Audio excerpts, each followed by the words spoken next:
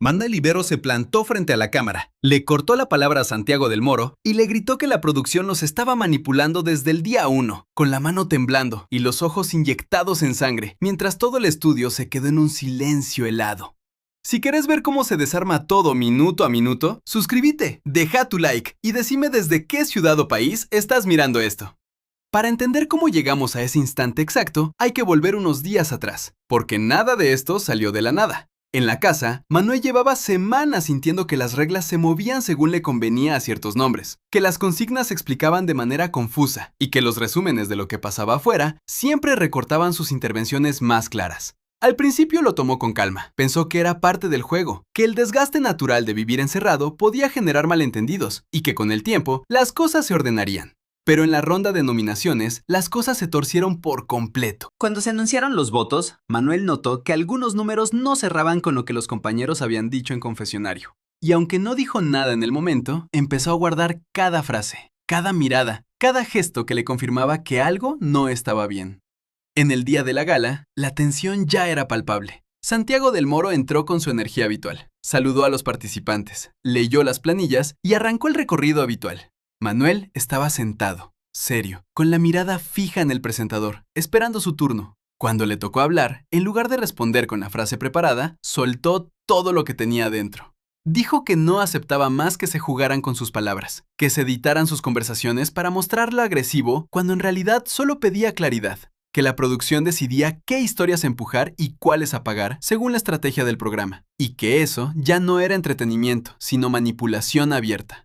Santiago intentó calmar la situación, le pidió que respirara, que explicara con calma, que el público también estaba viendo, pero Manuel no bajó el tono. Le repitió que no era un niño al que podían dirigir con señales, que conocía el formato, que había visto galas pasadas y que la diferencia entre esta edición y lo que vivían ahora era demasiado evidente. En ese momento, el micrófono de Santiago se acercó más. La producción del estudio hizo una pausa técnica de segundos y Manuel aprovechó para decir que no buscaba fama, que no necesitaba que lo pintaran como el malo de la película, que solo quería que respetaran su trayectoria y su forma de jugar limpio. Las cámaras giraron, los demás participantes bajaron la mirada, y por primera vez en la historia reciente del ciclo, se vio a un competidor confrontar directamente al conductor sin filtro. Santiago respondió con voz firme. Le recordó que estaban en vivo, que las reglas estaban claras, que si tenía una queja formal podía canalizarla por la vía correcta, pero que no era momento de armar un show. Manuel no aceptó esa respuesta. Dijo que la vía correcta siempre terminaba en un correo que nadie leía, que los informes se archivaban y que al final lo único que importaba era la audiencia y los números de rating.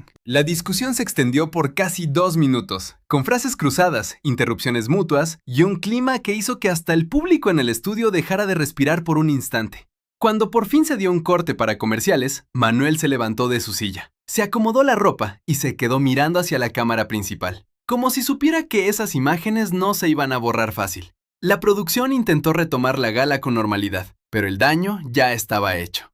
En redes sociales, el video se volvió viral en cuestión de minutos. Los comentarios se dividieron entre quienes defendían a Manuel por su valentía y quienes criticaban su falta de control en un espacio televisivo. En la casa, el resto de los participantes recibió el eco de lo que pasó a través de rumores y mensajes cifrados, lo que generó un ambiente de incertidumbre que nadie supo cómo manejar. Manuel volvió a su lugar en la mesa, pero la energía había cambiado por completo. Ya no se trataba solo de quién se salvaba o quién se iba. Se trataba de quién tenía voz para cuestionar lo que pasaba detrás de cámaras. Santiago del Moro mantuvo su postura profesional durante el resto de la emisión, pero en sus gestos se notaba que el momento lo había sacudido. La producción, por su parte, no emitió comunicado inmediato, dejando que la audiencia formara su propia opinión mientras evaluaba los pasos a seguir. En los días siguientes, el tema dominó las charlas en el living, en la cocina y hasta en los confesionarios, porque todos sabían que una vez que se rompe la barrera entre el juego y la estructura que lo sostiene, nada vuelve a ser igual. Manuel no pidió perdón, no dio marcha atrás y tampoco suavizó su mensaje en las entrevistas posteriores, lo que demostró que su reclamo no fue un impulso momentáneo, sino una decisión consciente. La discusión con Santiago del Moro quedó grabada como uno de esos instantes que marcan un antes y un después en la pantalla, porque no fue un grito por la fama ni un capricho de reality. Fue un enfrentamiento real entre un participante que exigió transparencia y un formato que vive de la atención medida. Muchos dicen que se le pasó la mano, otros creen que hizo lo que nadie se animaba a hacer, Pero lo cierto es que la televisión cambió un poco ese día. Porque cuando alguien se para frente a las cámaras y dice la verdad sin miedo, el guión se cae solo. A mí me pareció un momento necesario, crudo, pero honesto. Porque al final Gran Hermano no es solo un juego de estrategia, es un espejo donde se reflejan las presiones, las reglas no escritas y el peso de estar expuesto las 24 horas. Manuel Ibero puso sobre la mesa una pregunta que todos los espectadores nos hacemos en silencio cada vez que algo nos cierra. Y aunque el formato intente maquillarlo, la gente siempre nota cuando se cruza la línea del entretenimiento hacia la manipulación. No defiendo los gritos ni la falta de protocolo, pero sí valoro que alguien tenga el coraje de plantarse y decir basta, cuando siente que lo usan como ficha de un tablero que no eligió.